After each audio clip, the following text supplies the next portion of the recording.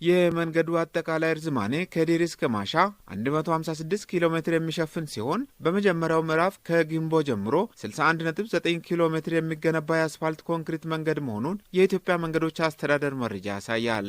የመንገድ ግንባታው በሁለት ምዕራፍ ተከፋፍሎ የሚካሄድ ሲሆን በመጀመሪያው ምዕራፍ ግንባታ ከ6 ቢሊዮን 281 ሚሊዮን 190 ሺህ ብር በላይ ወጪ የሚጠይቅ መሆኑ ተገልጿል። ቀደም ሲል በገጠር መንገድ ፕሮጀክት ተገንብተው ከትራፊክ ፍሰት ጫና ጋር ተያይዞ የተጎዱ መንገዶችን ደረጃ ለማሻሻል በልማት ፕሮግራም ውስጥ ተካተው በአስፓልት ኮንክሪት ከሚገነቡ አገናኝ መንገዶች መካከል የዲሪ ማሻ መንገድ ተጠቃሽ መሆኑን የኢትዮጵያ መንገዶች አስተዳደር ምክትል ዋና ዳይሬክተር ዶክተር ኢንጂነር አለማየሁ አየለ ተናግረዋል። ክቡራትና ክቡራን፣ ዛሬ የሚጀምረው የዲሪ ማሻ ምዕራፍ 1 ጊምቦ ኪሎ ሜትር 61.9 የመንገድ ግንባታ ፕሮጀክት ቀደም ሲል በገጠር መንገድ ተገንብቶ የወቅቱን የትራፊክ ፍሰት ለማስተናገድ ያልቻሉትን የመንገድ ደረጃ በማሳደግ የተሻለና ቀልጣፋ ትራንስፖርት አገልግሎት መስጠት እንዲችሉ በልማት ፕሮግራሙ ተካተው በአስፋልት ኮንክሪት ደረጃ ከሚገነቡት አገናኝ መንገዶች አንዱ ነው። መንገዱ በ6.2 ቢሊዮን ብር የሚገነባ ሲሆን ግንባታውንም በኢትዮጵያ መንገዶች አስተዳደር የራስ ኃይል ክንፍ የሆነው የኮንስትራክሽን ግንባታ የሚያከናውነው ሲሆን የግንባታ ወጪው የሚሸፈነው በፌዴራል መንግስት ነው።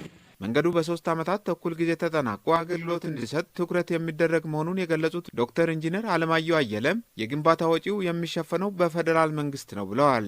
በወረዳ ከተሞች 26 ሜትር በቀበሌ 12 እና በገጠር ደግሞ ከ8 እስከ 10 ሜትር የጎን ስፋት ይኖረዋል ያሉት ዋና ዳይሬክተሩ የመንገዱ መሻሻል የህብረተሰቡን ጊዜ ጉልበትና ገንዘብ የሚቆጥብ ከመሆኑም በላይ ጤናማ የግብይት ሁኔታ እንዲኖር ምቹ ሁኔታ ይፈጥራል ብለዋል።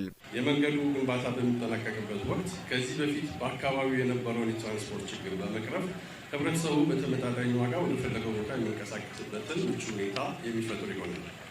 ከዚህ በተጨማሪ በአካባቢው በስፋት የሚመረቱትን የቡና፣ የማር እንዲሁም የእንስሳት ውጤቶችን በቀላሉ ለማዕከላዊ ገበያ በማውጣት አርሶ አደሩን ተጠቃሚ ያደርጋል ተብሎ ይጠበቃል። ለመንገድ ስራ ተግዳሮት ከሚሆኑት ነገሮች አንዱ ቤትና ቦታን ከይገባኛል ጥያቄ ነጻ አለማድረግና አለመተባበር ተጠቃሽ በመሆናቸው ማህበረሰቡና አመራሩ ከወዲሁ የድርሻውን መወጣት እንዳለበት ያሳሰቡት ዶክተር ኢንጂነር አለማየሁ ግንባታው በተያዘለት በጀትና ጊዜ ጥራቱን ጠብቆ እንዲጠናቀቅ ተገቢውን ድጋፍና ክትትል እንደሚያደርጉ ቃል ገብተዋል። ኢትዮጵያ መንገዶች አስተዳደር ለፕሮጀክቱ በስኬት መጠናቀቅ ተገቢውን ድጋፍና ክትትል ስርዓት የሚዘረጋ ሲሆን ይህ ግንባታ በታቀደለት የጊዜ ገንዘብ በጀት እና የጥራት ደረጃ እንዲጠናቀቅ የቅርብ ቁጥጥርና ክትትል እንደሚያደርግ ቃል እየገባው የስራ ተቋራጩም ሆነ አማካሪ ድርጅቶች የተጣለባቸውን ኃላፊነት በብቃት እንድትወጡ በዚያው አጋጣሚ ለማሳሰብ እወዳለሁ። ምክትል ዋና ዳይሬክተሩ አያይዘውም መንገዱ በሚሰራባቸው አካባቢዎች የሚገኙ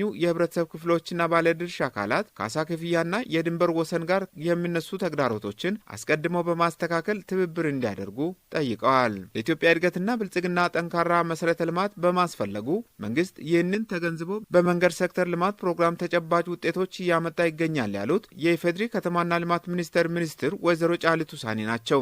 መንግስት ጠንካራ መሰረተ ልማት ለሀገራችን እድገትና ብልጽግና ወሳኝ መሆኑን ተገንዝቦ ሁሉም አካባቢ ያሉ የልማት አቅሞችን በተገቢው በመጠቀም የሀገራችንን ብልጽግና ለማረጋገጥ መንግስት በሰነቀው ራዕይ መሰረት ደቡብ ምዕራብ ኢትዮጵያን ጨምሮ ሁሉም አካባቢዎች ያላቸውንም አቅም ለመጠቀምና ፍትሃዊ የመሰረተ ልማት ተደራሽነትንም ለማረጋገጥ የመንገድ መሰረተ ልማት ትልቅ ሚና አለው። መንግስት ለዲሪ ማሻ መንገድ ከፍተኛ በጀት የመደበው በአካባቢ ያለውን ልማትና ኢኮኖሚን ለማነቃቃትና የህዝቡን ፍትሃዊ የልማት ተጠቃሚነት ከማረጋገጥ አንጻር በመሆኑ የመንገዱ መገንባት ዘርፈ ብዙ ጠቀሜታ እንዳለው ሚኒስትሯ ወይዘሮ ጫልቱ ተናግረዋል። የተሻሻሉ መንገዶች የሸቀጦችና አገልግሎቶች እንቅስቃሴ ያሳልጣል፣ የአካባቢ ኢኮኖሚን ያበረታታል፣ ለሁሉም የማህበረሰብ ክፍሎች ብልጽግናንም እንዲሁ ያጎለብታል። በእርግጥ ፕሮጀክቱ ከዚህ በፊት ተጀምሮ በኮንትራክተሩ አቅም ውስንነት ምክንያት ተቋርጦ የነበረ ቢሆንም መንግስት አስፈላጊውን ቅድመ ዝግጅቶች ሁሉ ጨርሶ በዛሬው ዕለት በድጋሚ እንዲጀመር ተደርጓል። የደቡብ ምዕራብ ኢትዮጵያ ህዝቦች ክልል መንግስት ርዕሰ መስተዳድር ዶክተር ኢንጂነር ነጋሹ ዋጌሾ በበኩላቸው ለፕሮጀክቱ መሳካት በየደረጃው የሚገኙ ባለድርሻ አካላት አስፈላጊውን ድጋፍና ትብብር እንዲያደርጉ አሳስበዋል። በክልሉ በየደረጃው የሚገኙ የአስተዳደር እርከኖች የክልል መዋቅር፣ የዞን መዋቅር፣ የወረዳ እና የቀበሌ መዋቅር እንዲሁም እያንዳንዱ ቤተሰብና ግለሰብ ዛሬ በይፋ በድጋሚ ያስጀመርነው መንገድ በተያዘለት የጊዜ ምጣኔ እንዲጠናቀቅ ሰላምና ጸጥታን በአካባቢው መንገድ ስራ በሚሰራበት መስመር ላይ በማስከበር የሰራተኞችን፣ የኮንትራክተሩን፣ የአማካሪውን ደህንነት በመጠበቅ እያንዳንዳችን የየራሳችን ሚና እንደምንወጣ በዚህ አጋጣሚ ለማሳሰብ ወዳለሁ።